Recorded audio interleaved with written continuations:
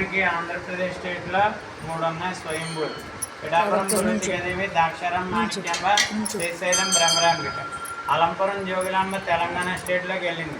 శాంకరదేవి వచ్చి శ్రీలంక, శృంఖలాదేవి వచ్చి పశ్చిమ బెంగాల్, కంచి కామాక్షి, మైసూర్ చాముండేశ్వరి, కొల్హాపూర్ మహాలక్ష్మి, ఉజ్జయిని మధ్యప్రదేశ్ మహంకాళి అమ్మవారు, గిరిజాదేవి ఒరిస్సా, అస్సాం గౌతి కామరూపిణి, గయా మాంగళ్య గౌరి, ప్రయాగ మాధవేశ్వరి, కాశీ విశాలాక్షి, కాశ్మీర్ పాకిస్తాన్ బార్డర్లో సరస్వతి పీఠం. బాసర్లో కాదు, బాసర్లో నీ జ్ఞానం పొందు, నీ తపోదీక్షకు అనువైన ప్రదేశం అని చెప్పి సాక్షాత్ బ్రహ్మగారు వ్యాసుని పంపుతారు. దాన్ని వ్యాస భాషగా అంటారు. అక్షరాభ్యాసం జరిగితే తప్ప శక్తిపీఠం కాదు.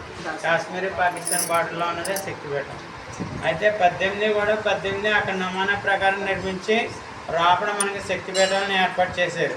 అక్కడ 12 జ్యోతిర్లింగాలు అక్కడ శక్తి ప్రకారం ఏర్పాటు చేసి 18 కూడా మనకి అక్కడ 12 జ్యోతిర్లింగాలు అక్కడ ఏర్పాటు చేశారు. ఎందుకోసం అవి ఇవి చూడాలంటే మన దగ్గర ధనం ఉండాలి, అన్నిటికన్నా మన ఉండాలి, శక్తి ఉండాలి. అన్యాది ఎప్పుడు కూడా క్షేత్ర దర్శనం వయసుతో ముడి పెట్టుకోకూడదు. శక్తి ఉన్నప్పుడు దేవుడి దగ్గర మీరు పరిగెట్టాలి, శక్తి లేనప్పుడు భగవంతుడే పరిగెట్టుకుని మన దగ్గరకు వస్తాడు. కాబట్టి అది శివుడు, ఇది శక్తి కలిసిన పీఠం కాబట్టి దీనికి ఓం శివశక్తి పీఠం అని నామకరణం చేశారు. అక్కడే ఇక్కడ మొత్తం లెక్క పెట్టుకుంటే 54 దేవాలయాలు, 84 దేవతామూర్తులు. ఇక్కడ లేని దేవుడు లేడు. జాగ్రత్తగా చూసుకుంటే వెళ్తే భారతదేశం చుట్టేసిన ఫలితం వస్తుంది. ఎక్కడికే తిరగక్కర్లేదు, ఇక్కడ తిరిగితే చాలు. ఇంకా చెప్తున్నాను, దర్శనం అనేది ఏకాగ్రతతో కూడుకుని ఉండాలి, ప్రశాంతంగా ఉండాలి. ఇంచేత కంగారు పడే దర్శనం పనికిరాదని అర్థం. కార్తీక మాసంలో 3 రోజులు పెట్టుకుంటారు ఆడవాళ్ళు అందరూ కలిసి గుంపులుగా. ఏ క్షేత్రంలో పూర్తిగా ఇవి చూడరు. ఆటోవాడు ఆనుకొట్ట మనం పరిగెట్టాలి. అలాంటి దర్శనం ఎప్పుడు కూడా చేయకూడదు. ఏకాగ్రతతో చేసిన దర్శనమే దర్శనం. ఓ పూట కేటాయించుకోండి, లేకపోతే 2 గంటలు కేటాయించుకోండి. ఇక్కడే చూసేసి ఇంకో క్షేత్రానికి మరుసటి రోజు కేటాయించుకోవాలి. అప్పుడు ఆ క్షేత్ర విశిష్టత, దాని ఫలితం కూడా మనందరికీ కూడా తెలుస్తుంది. అలాంటి అద్భుతమైన క్షేత్రం మీరు ఈవేళ శివరాత్రి పర్వదినాన్ని రావడం మీ అదృష్టం, భాగ్యం. జన్మానికి ఒక శివరాత్రి అంటారు.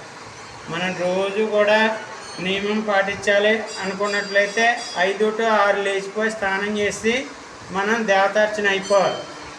దాన్ని 5 to 6 చేసేటువంటి అర్చనని, స్నానాన్ని దేవతా స్నానం అంటారు. ఆ యొక్క చేసే అర్చన దేవతలకు చెందుతుంది.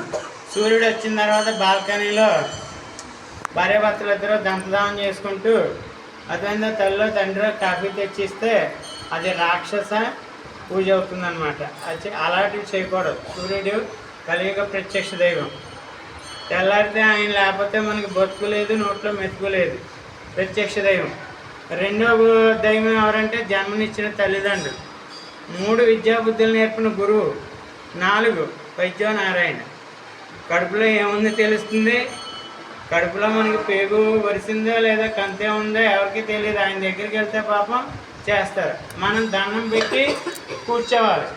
అదేందా, నువ్వే విష్ణుమూర్తి, నా చేతులన్నీ కూడా నీ చేతుల్లో, నా ప్రాణాలు అరిచేతుల్లో పెడుతున్నాను ఆయన, నన్ను బతికింది బట్టగట్టంటే సాయంత్రం లిల్లీ పూలో లేచి వచ్చేస్తారు. వెళ్ళిన దగ్గర నుంచి బాగా చేస్తారంటారా, సూది గట్టిగా పుడతారంటారా అంటే డాక్టర్ గారికి కంగారు వస్తుంది. 4 వైద్య నారాయణ. 5 మీ ఇంట్లో మంచైనా చెడైనా వచ్చేటువంటి వ్యక్తులు ఎవరున్నారో బ్రాహ్మణుడు, కలియుగ ప్రత్యక్ష దైవం. తెల్లారితే కనబడే